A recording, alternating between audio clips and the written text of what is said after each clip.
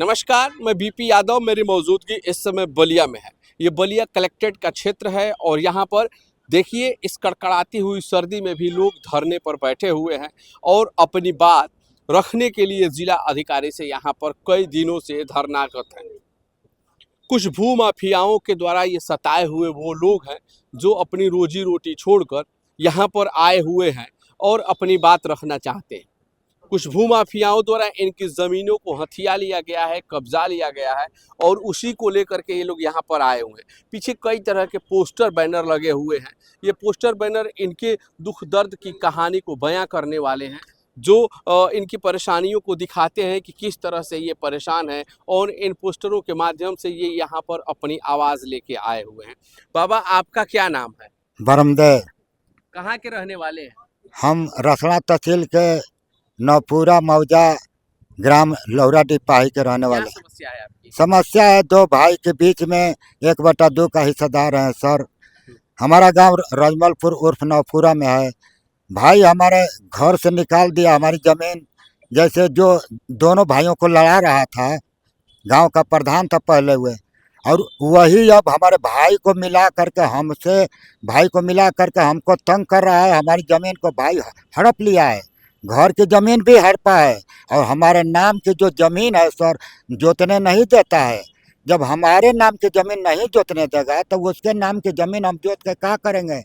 हमारे बच्चे हमारे नाम में बकरा लेंगे, उसके नाम में तो बकरा लेंगे नहीं। हम इसलिए इतना परेशान है सर कि हमारे नाम की ज़मीन जो है हमको मिल जाए। से आप कलेक्ट्रेट का चक्कर लगा रहे हैं आज 7-8 दिन हो गया सर। और ये मामला कितने वर्षों से चल रहा है?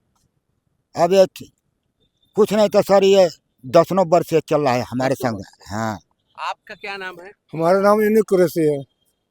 आपका क्या? हमारी प्रॉब्लम एक स्कूल था दिया, हमारे पूर्वजों ने दिया, तो एक असलम चाय वाले हैं, वो अपना उस पर स्कूल को बंद करके ताला लगा दिए हैं। कब्जा लिए?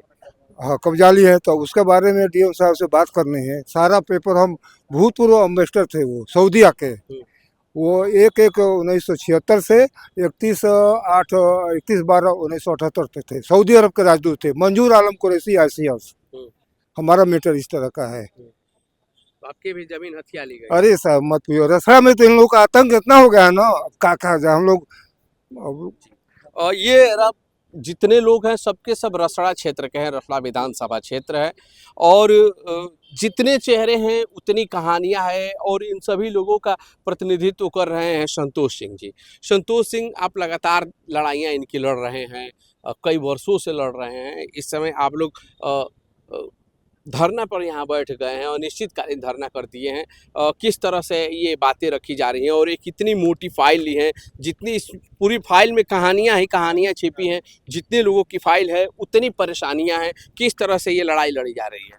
देखिए, हम लोग जो है कि एकदम ज़मीनी स्तर से लड़ाई लड़ रहे हैं और हमें लगता है कि अगर जो हम लोगों को वो जो योगी सरकार में वो जो नहीं, अगर जो हम लोगों को न्याय मिलेगा तो हम लोगों ने भी एक प्लेटफॉर्म बनाया। हम सभी नागरिकों को बोलता हूं कि आप लोग आइए, हम आपकी जो है कि पीड़ा दुख दर्द को किस तरह से कानून बना करके और ऐसे लोगों को कैसे दंडित किया जाएगा, हमारे पास सारी व्यवस्थाएं हैं कि हम लोग जो है कि कौन सा काम दफ़ा 28 कितना दिन में होगा, दफ़ा 116 कितना दिन में होगा, दफ़ा 34 कितना दिन में होगा, एक समय सीमा हम तय करेंगे। समय सीमा के अंदर आपकी कार्रवाई कराएंगे। वो जो नहीं होता है तो जिस अधिकारी के अंडर में है उसके अधिकारी का जो है कि हम लोग उनके जो सैलरी है उसको काट करके, या जितने भी पीड़ितार्थी आते रहेंगे उनकी सैलरी से काट करके उनको जो है कि देने का कार्य करेगी नागरिक विकास पार्टी जी। और कुछ कहेंगे? हम कह रहे हैं कि जब तक ये इस अकाउंट की जांच नहीं हो जाती है तब तक हम लोगों का धरना प्रदर्शन चालू ही रहेगा। इस अकाउंट की जांच कर लिया जाए, अकाउंट की जांच हो जाएगी और इनके ऊपर गैंगस्टर एक्ट की कार्रवाई किया जाए, क्योंकि इनके ऊपर एक नहीं हजारों जो है कि हजारों हजार लोगों को जो है कि लोगों ने पीड़ा दिया हुआ है, चाहे छोटा बड़ा। ये जो है कि विनय शंकर जायसवाल जो है मेन मुखिया है और इसके पद पर भी है। अरे ये जो है कि अभी चेयरमैन हो गया। ये जो है कि विधायक जी ने उसको जो है कि स्वयं जो है कि खड़ा करके और उसको जो है कि चेयरमैन बनाने का कार्य किया।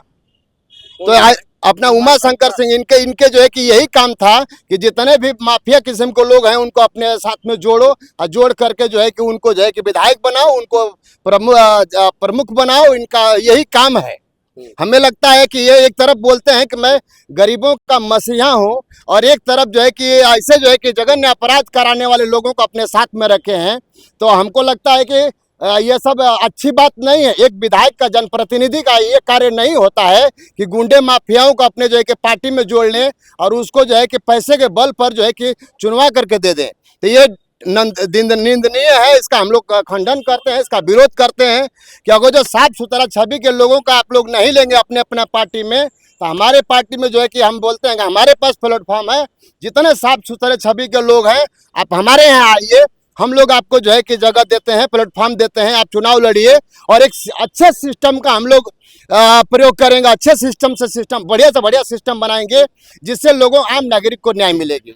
देखिए, आम लोग ही नहीं इसमें सताए जा रहे हैं, कुछ फौजी भी हैं। कहा जाता है कि फौजी सरहद पर रक्षा देश की करता है, लेकिन एक फौजी की स्थिति देख लीजिए। बिखरे हुए बाल, कपड़े लत्ते, सब कुछ बदल गया है। फौज की नौकरी छूट गई है और अब अपने हक हुकूक के लिए बलिया कलेक्ट्रेट में लड़ाई लड़नी पड़ रही है। क्या नाम है आपका? मेरा नाम अवधेश सिंह है। मैं नगरा थाना कोदई ग्राम का रहने वाला हूँ, जिला बलिया का। मैं थाने द्वारा इतना सताया गया हूँ कि हमारे बीवी, बच्चे और हमारी माँ माफियाओं के चंगुल में है और कई बीघा जमीन हमारी फर्जी तरीके से माँ से रजिस्ट्री कराई गई है। एक भी रुपया नहीं दिया गया है। कहाँ थे? मैं लेस नाइक पोस्ट पे वेस्ट बंगाल में था और मेरी ड्यूटी बीएसएफ में, और मेरी ड्यूटी पे गलत तरीके से पत्रक दे करके मुझे डिसमिस करवाया गया है। मैं बताया भी ये माफियाओं के द्वारा सर, और बताने के बाद थाने में हमको और हमारे बीवी बच्चों को इतना प्रताड़ित किया गया है कि आज तक हमारे घर वापस लौट करके नहीं आए और आश्वासन पे आश्वासन दे करके पूरे परिवार को सताया जा रहा है, जिसमें कि हमारी माँ की कभी भी किसी भी वक्त हत्या की जा सकती है, जो सबूत मिटाने के कार्य में काम आएगा सर। तो ये तो फौजी हैं। एक जोगी जी भी हैं जिनको योगी के सरकार में योगी जी को भी सताया जा रहा है। आपकी क्या कहानी है बाबा? क्या नाम है आपका? हम नगरा से हमारा घर है, हम मुरादास हैं। हमारी ज़मीन को विनय शंकर जायसवाल जो है ज़मीन लिखवा लिया बगैर पैसे का, फुसला बहला करके कहा बाबा 6 महीने में पैसा दे देंगे, और आज तक पैसा ना दिया। हमको जान से मारने की धमकी दे रहा है, मारने को लिए हम बच रहे हैं। हमारे बच्चे भी मार रहे हैं कि तूने ज़मीन क्यों दे दिया। बहुत परेशान है प्रभु। क्या मांग लेके आए हुए हैं आप कलेक्टर? कलेक्टरी में हमारी ज़मीन रिहा किया जाए या पैसा दिया जाए? हाँ, 8 साल हो गया, 18 में रजिस्ट्री कराए, सब आज तक पैसा नहीं दिए सब।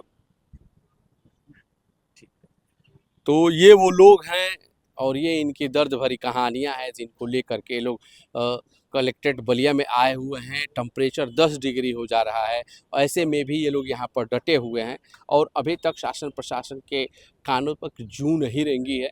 आगे देखना दिलचस्प होगा कि क्या इनकी फरियाद सुनी जाएगी, क्या एक योगी की फरियाद योगी सुनेंगे, एक फौजी की फरियाद सरकार सुनेगी, या फिर ये भी आवाज़ न कारखाने की आवाज़ बन के रह जाएगी।